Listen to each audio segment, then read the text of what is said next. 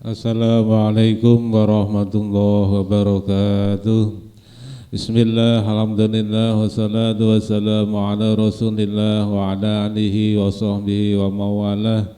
Amma ba'du, fala hawla wa la quwata illa billah.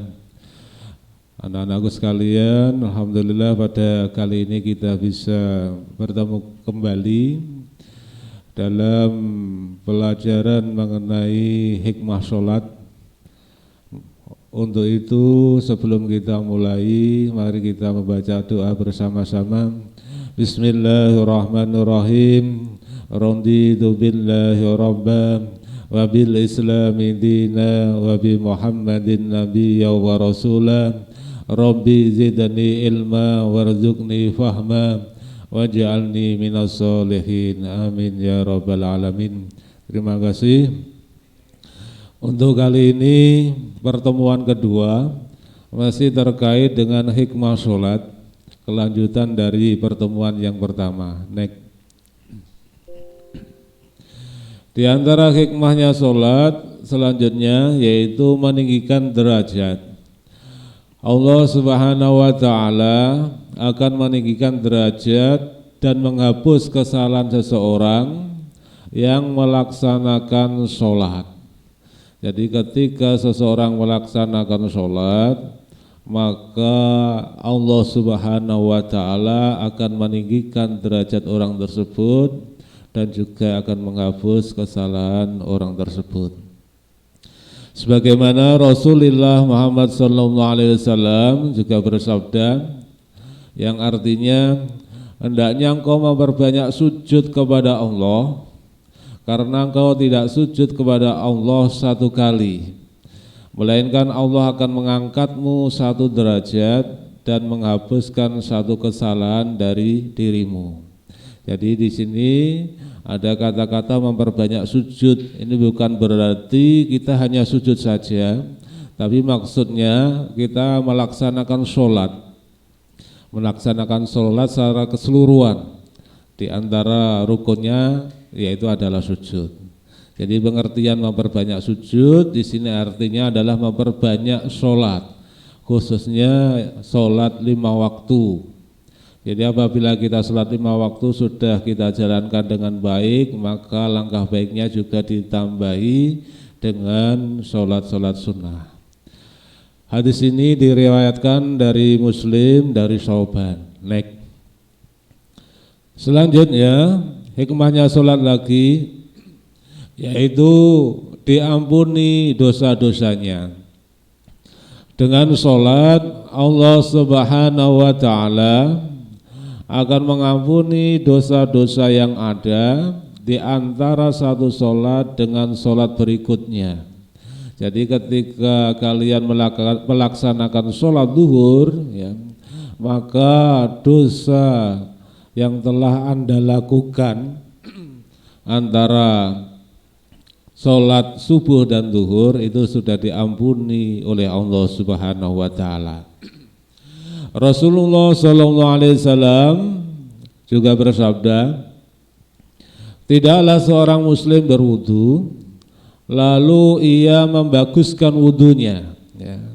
Jadi apabila seorang muslim berwudu dengan wudu yang sempurna, jadi membaguskan wudunya ini artinya adalah syarat dan rukunnya itu dipenuhi dan sunnah-sunnahnya.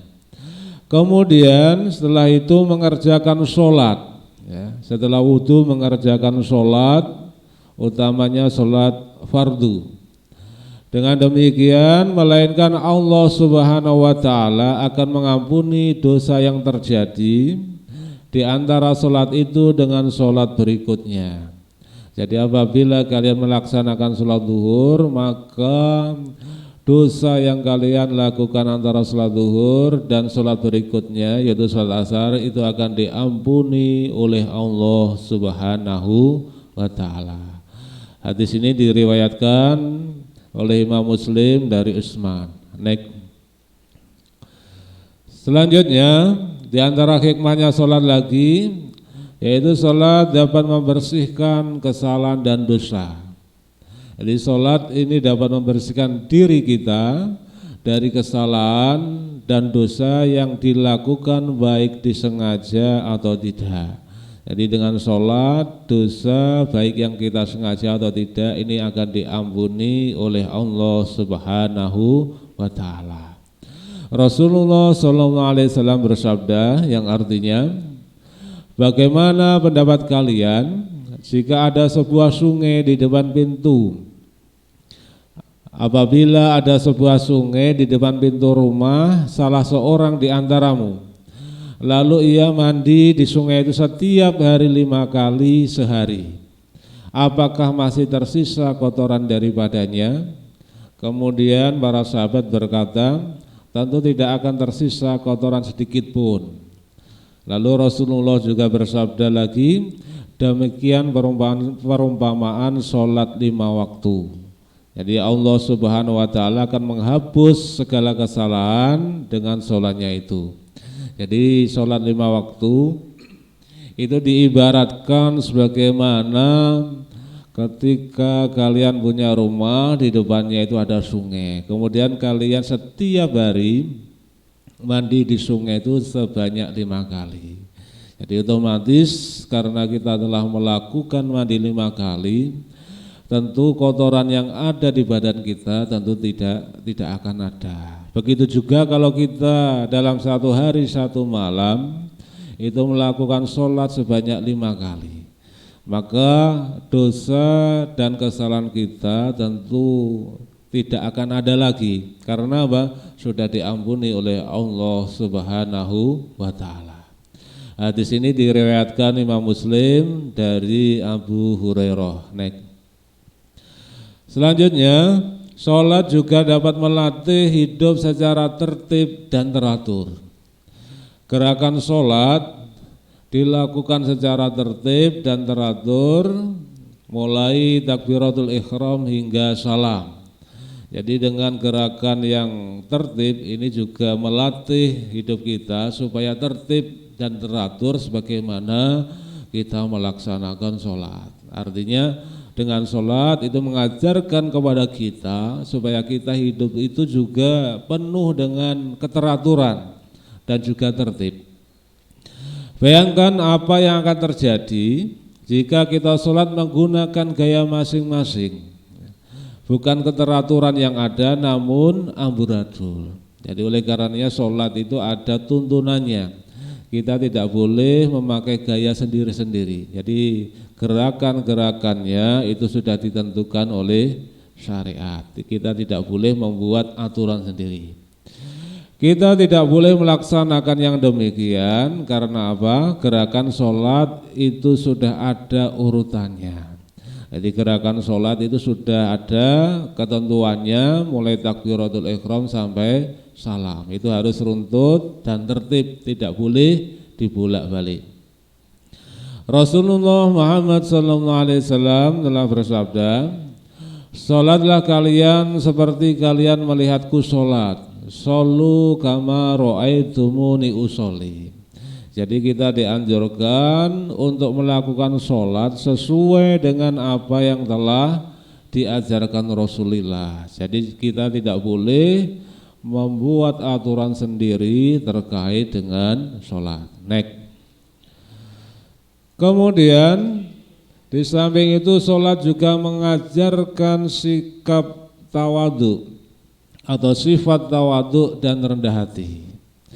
Kenapa bisa demikian? Karena sholat ini memiliki gerakan yang dinamis. Jadi gerakannya itu tidak monoton. Contohnya sujud. Sujud ini adalah gerakan yang paling mengesankan dari dinamika sholat. Orang menganggap bahwa kepala merupakan sumber kemuliaan. Akan tetapi ketika kita sujud, kepala dan kaki sama derajatnya. Jadi ketika kita sujud, antara kepala dan kaki kan sejajar. Ini artinya bahwasanya kemuliaan seseorang itu tidak ada apa-apanya dibanding Allah Subhanahu wa ta'ala. Oleh karenanya kita ketika sujud, kita betul-betul merendahkan diri kita agar supaya kita menjadi hamba yang betul-betul hamba yang bertakwa kepada Allah Subhanahu wa taala. Bahkan setiap orang yang sama derajatnya ketika sholat. Jadi setiap orang sama derajatnya ketika sholat. Jadi ketika sholat itu tidak ada perbedaan antara orang yang punya jabatan tinggi dan tidak. Jadi tidak ada bedanya. Ini artinya apa? Bahwasanya manusia itu di hadapan Allah itu tidak ada perbedaan. Jadi yang membedakan cuma ketakwaannya kepada Allah Subhanahu wa taala. Hal ini juga mengandung makna bahwa dalam hidup ini kita harus tawadhu atau rendah hati. Jadi dengan tawadhu, dengan rendah hati, maka kita akan diangkat derajat kita oleh Allah Subhanahu wa taala. Sebagaimana dikatakan man tawadhu'a rafa'ahullah. Barang siapa yang rendah hati, maka Allah akan mengangkat derajat orang itu. Akan tetapi sebaliknya, wa man takabbara wada'ahullah. Apabila orang itu takabur atau sombong, ya, itu justru wada'ahullah, akan direndahkan oleh Allah Subhanahu wa taala. Kemudian ketawaduan ini adalah cermin atau cerminan kesuksesan di dalam mengendalikan diri, mengenal Allah, mengenal hakikat hidupnya. Apabila kita tawadhu atau rendah hati, maka Allah Subhanahu wa taala akan mengangkat derajat kita. Jadi man tawadhu'a rafa'ahullah. Jadi kesuksesan seseorang yang sholat ini dapat dilihat dari kesantunan, keramahan, dan kerendahan hatinya. Jadi orang itu sholatnya dianggap sukses apabila setelah sholat itu perilakunya mengalami perubahan mengarah kebaikan. Jadi perilakunya itu santun, ramah, dan rendah hati. Itu menunjukkan bahwasanya sholat orang itu adalah sukses. Jadi ia tidak menilai orang lain rendah daripada dirinya. Jadi ia senantiasa menganggap orang lain itu lebih baik daripada kita. Itu namanya sifat tawadhu. Jadi menganggap orang lain dari segi positifnya, tidak dilihat sisi negatifnya. Sehingga kalau kita mempunyai sikap semacam itu, maka yang timbul adalah husnudzon atau baik sangka. Kalau kita melihat seseorang dengan sisi negatif, sehingga yang timbul adalah suudzon atau buruk sangka. Oleh karena itu, dengan sholat kita diajarkan untuk bersikap rendah hati, tawadhu, agar supaya kita diangkat derajat kita oleh Allah Subhanahu wa taala. Jadi mungkin itu saja yang bisa saya sampaikan. Untuk selanjutnya, untuk tugasnya nanti akan saya share atau saya bagi ke grup masing-masing kelas. Jadi nanti ada tugas yang terkait dengan materi ini, nanti tolong dikerjakan dengan sebaik-baiknya. Jadi sekali lagi nanti linknya akan saya bagikan ke grup WA masing-masing kelas. Demikian yang bisa saya sampaikan. Sebelum kita akhiri, mari kita tutup dengan membaca hamdalah bersama-sama. Alhamdulillahirabbil alamin. Demikian, ada kurang lebihnya mohon maaf. Walafu minkum. Wassalamualaikum warahmatullahi wabarakatuh.